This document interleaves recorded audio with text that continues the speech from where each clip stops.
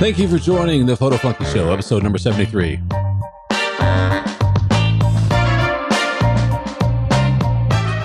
Today we're going to be talking about purchase decisions. Basically, are you going to be buying the gear that's best for what you need, the best that's available, or what's affordable to you right now so you can go ahead and get started? Hi, everybody. My name is William Beem. Hi, my name is Lee Beem. And welcome to the show. We want to let you know that show notes for this episode are going to be available at williambeem.com/episode 73, and you can find a transcript of the show there for free. Links to subscribe will be on that page. Also, you can go to photoflunky.com and find this episode and many others if you want to listen to some of the back episodes, and of course, links are available there. Also, before we get started, I want to let you know that there is a special from MacFun for Luminar, their new raw processing and effects processing engine that's available through May 3rd, 2017. If you want to get in on this, you can use my coupon code. It's an affiliate code. It's the same as my last name, Beem, B-E-E-M. And here's what you get. You'll save you $10 to $20 off of Luminar, depending on whether you're already a MacFun user or not. If you are, it'll save you $20 off the list price. If you're not, it'll save you $10. In addition to that, you get 1 month of Kelby One training included and a preset bundle for Luminar from Scott Kelby. If you're interested in that, you can go to williambeem.com/LuminarKelby, all is one word, Luminar Kelby, and get started. When you check out, make sure you use my coupon code BEAM, and hopefully that'll get you some wonderful new software and also save you a little bit of money. All right, so let's get started. The reason I'm kind of coming up with this is because I've mentioned on a previous episode where we're talking about getting started with video, how I spent a lot of time looking at different cameras and what I needed. And I spent a long time trying to decide before we finally made a purchase decision. And ultimately, we decided that the best thing to get really wasn't the most expensive camera, but it was best for what I needed. I needed two cameras. One of them turned out to be a GoPro Hero 5 Black, and the other was a Canon G7X Mark II. Obviously, we've already got our DSLRs. They can do video, but you know what? Mounting one of those on your dashboard for driving videos is... It's not really practical, is it? But I see this argument with people at some point. You know, there is a theory out there, not just for cameras, but anything that you buy, that buy the best so you only have to buy it once. Yep. It sounds like good advice on the surface, but if you can't afford the best of what you need, does that mean that you don't buy anything at all? I've always said the most expensive thing you buy is the thing you buy twice, but that is the black and white version. Real life always has gray areas. It's just one of those things. And that's what we've experienced. I mean, there was an article about tripods from Tom Hogan. It's a very popular article, and it's well thought out. And his advice was, don't buy cheap tripods. Buy the best tripod, and that way it will last you a lifetime. And you know what? I followed that advice. I went out and I got my tripod from Really Right Stuff. It is a solid carbon fiber tripod. I spent over $1,000 on the tripod and the ball head. That's a lot of money. I had it at the time to spend on it. Other people, you know, may not be in a position where they can just drop that much money on a tripod. Yep, that was recommended to me when looking for tripods. One Probably of the Really by me. Right, it was by you actually, the Really Right Stuff. And this was before William and I were friends. We weren't actually together at the time, and we're going back many years now. But I said that was out of my price range, and your response was, it was cheeky. You get what you pay for. Now, I do believe that is not wrong. You do get what you pay for. Here's the difference. William has two full frame cameras. He has some really expensive lenses, which are incredibly heavy. I've got a crop sensor camera, and my lenses are not as heavy. Even if I put one of his lenses onto my camera, it doesn't come anything near the weight and have the same support and stability requirements that you know William's cameras do. So I guess I looked at that, and I spent about $100 on my tripod because I eventually realized what I need to look for is something that's going to support my camera, be solid and sturdy, and preferably not weigh a ton for me to carry around. But I only wanted to buy one tripod. So I could have said, I'll buy the best I can, only get one. Or I could have said, I'll get the best I can across two and buy two for different purposes. And you really just need to, I always say, define your purpose. I did end up going and buying another tripod, and it was also from Really Right Stuff. The one I bought first was, I think it's called a TVC 33. It's a really wonderful tripod, and it doesn't have a center column because, not to get too much off the topic of it, but the reason I didn't want a center column is because you lose stability as you raise that center column up. Suddenly, instead of the base of the tripod being where your most support is, as you raise that up, there's a chance for wobble on that center column. Yeah. And I wanted the big one, and it has been stable. I've had it for years. It's wonderful. When I do portrait photography shoots, I've got a Tether Tools, table, and I've got a crossbar arm. One holds my camera on the ball head, and the other one holds a table with my laptop. It's a wonderful platform. It's not cheap. It's not. And also, you see, because I have a center column, because I'm cheap, I am able to put my camera bag underneath the center column because it slightly raises. That forms, it may or may not touch depending on what's in the bag and how I position it. But for me, the biggest bonus is when I'm in a crowd, people are not able to put their kids under my tripod. There's no space. Yeah, that didn't work for me with a big tripod. Yeah. I was out at Walt Disney World one time and someone said, I'm going to put my kids under your tripod. I had a similar experience, and it was your story that made me think I want the center, the center post. Anyways, I went out and I bought a smaller tripod from Really Right Stuff, and it does have a center post.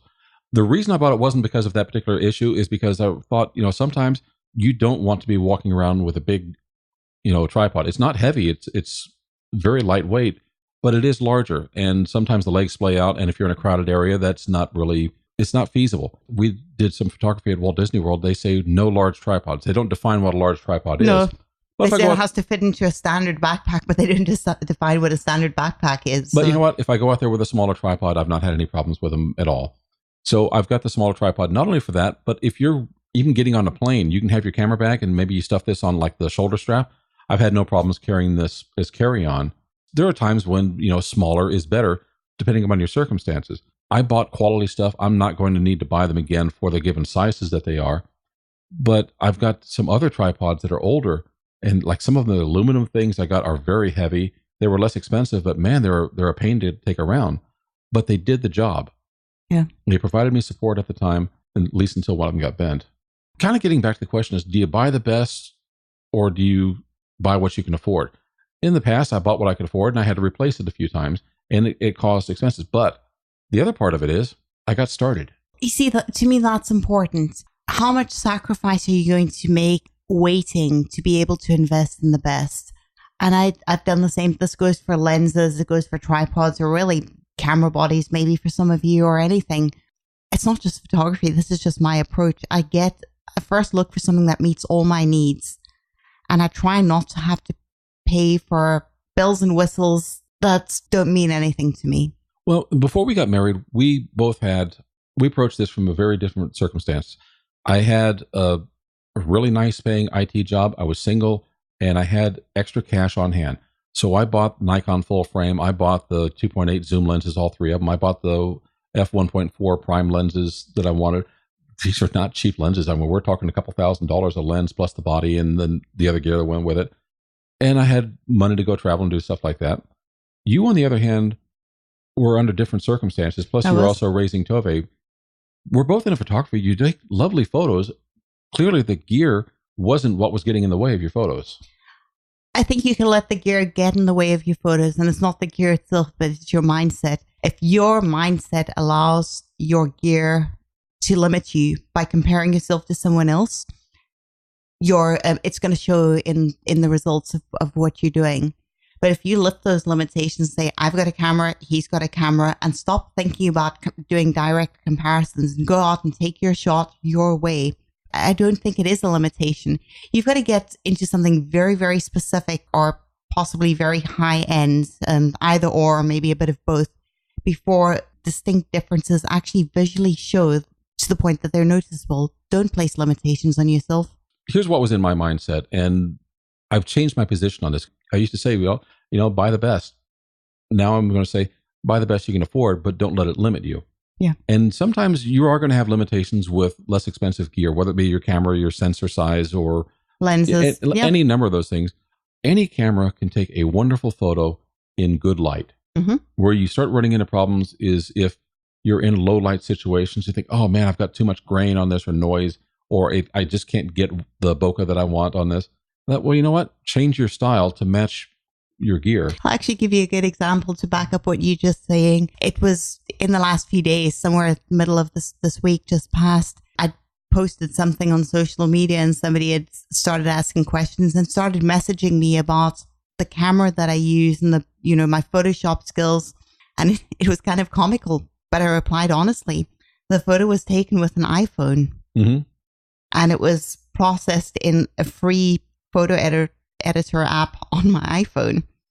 Yeah. And the people who are looking at the photo, they don't know what gear you've got. They don't care what gear you've got. So long as the photo has the quality that impresses somebody, it doesn't matter what you use. It really doesn't. So that's why we're realizing, well, not we, Lee's already known this. I'm the one who's slow. I'm realizing that a lot of things I've bought in the past were because I was watching people who are using this gear. And it, in some instances, it does matter. If you're shooting sports, if you're shooting concerts or events, things like that, you need to have the wide open aperture. The lenses are going to cost more. I agree. And it matters. But, as I've gone through, I've tried all these different types of photography, and I've settled on something where it doesn't matter. I could be sitting there. If I've got good light, I can pick up this point and shoot camera that I just bought, the Canon G7X Mark II. Yes. I could take a photo with that. That would probably not be differentiated from what I'm taking with my Nikon D800 or D810. I agree. I mean, there are very special circumstances where a certain item of your gear or multiple items of your gear are going to be a make or break. Those are real. I'm not dismissing those or saying they don't exist. And I'm not going to call anybody average, because I think anyone who's a photographer and is improving is beyond average, regardless of level. For, us regular people taking photos who are just passionate about it, we're probably not going to regularly or frequently touch on any of those requirements at that level. Well, and think about what I'm doing these days is mostly I'm taking portrait shots in a home studio environment. So long as I can trigger the flash, I'm pretty much shooting f8 or f11 or something like that. And that's the sweet spot of any lens. You don't need that wide open aperture. If you're trying to do something ultra creative, or you're trying to do something where maybe you got to put on neutral density filters and then shoot wide open for the background. I'm not doing that. I'm shooting on a gray background. Yeah. And then doing some compositing later on. I am fine with the camera that I've got, but you know what? I could have bought something far less expensive and come up with the same level of work that what I'm going to produce now. Well, just to give you an example, I think when you go into photography and you start searching for information, there is so much out there. It is incredibly overwhelming, and it can make you feel like you're just drowning in information and you're never going to get there. A few years ago, I would have thought, what lens do I need to take a still life photo? Do you know, day before Friday, I picked up we're recording this on Sunday, by the way. I picked up my DSLR. I thought I need to take a still life photos for something I wanted to put out on social media for a marketing thing. I'd kind of set my scene. I looked and I thought, what lens is on this camera? I looked at it, I thought, I've got my 50mm prime. I thought, oh, this will do.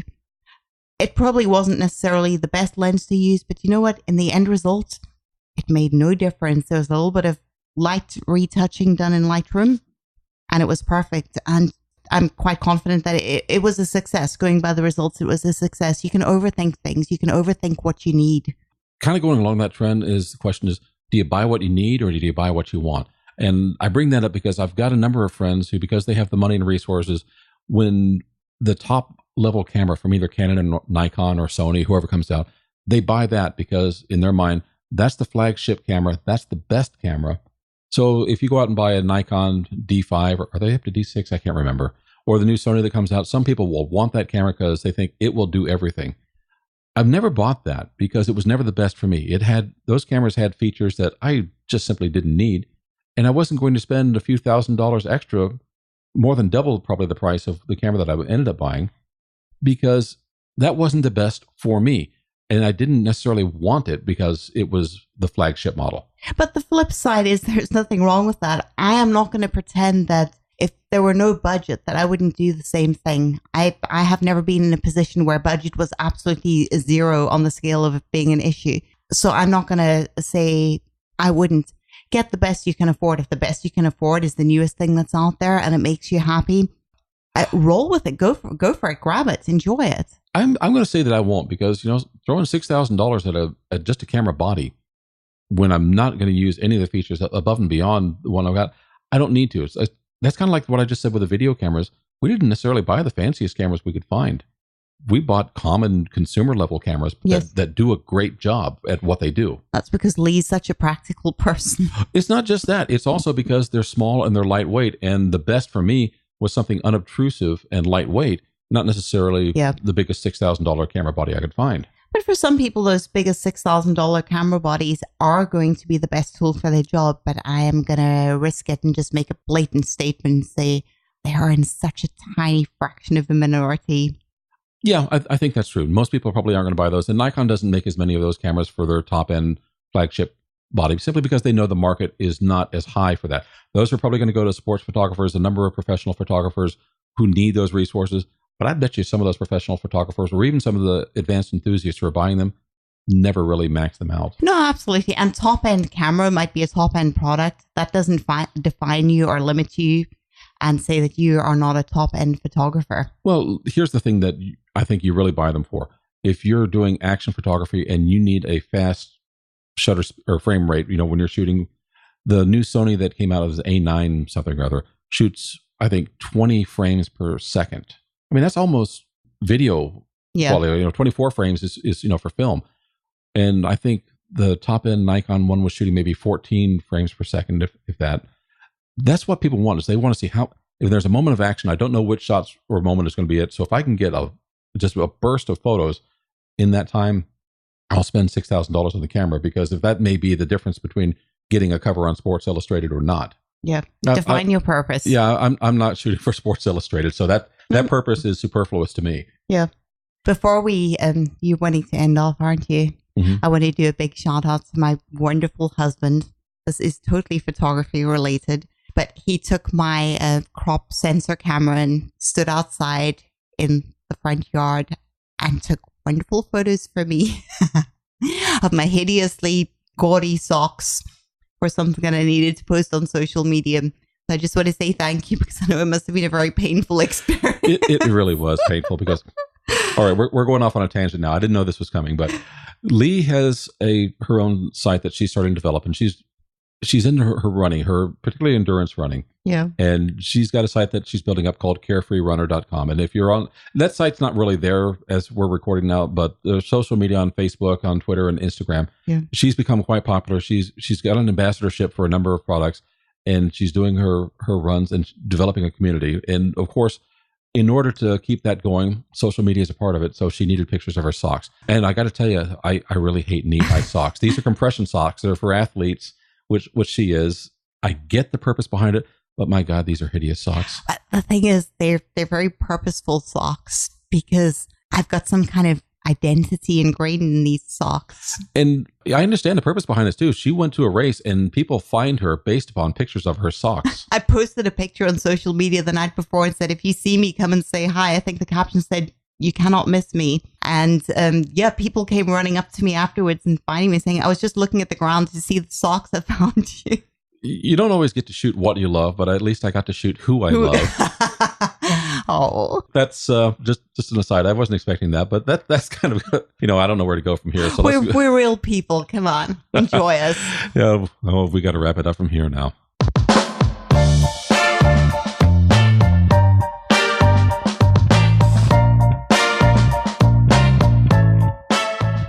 Thank you very much for joining us on this edition of the Photo Flunky Show.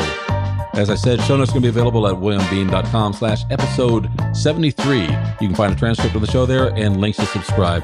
And honestly, we would really appreciate if you'd subscribe to the podcast. It'll get delivered to you for free. You'll find the links there and also at photoflunky.com. I hope you enjoyed this show. If you have comments, please leave them on the show notes page. And we will see you again next week.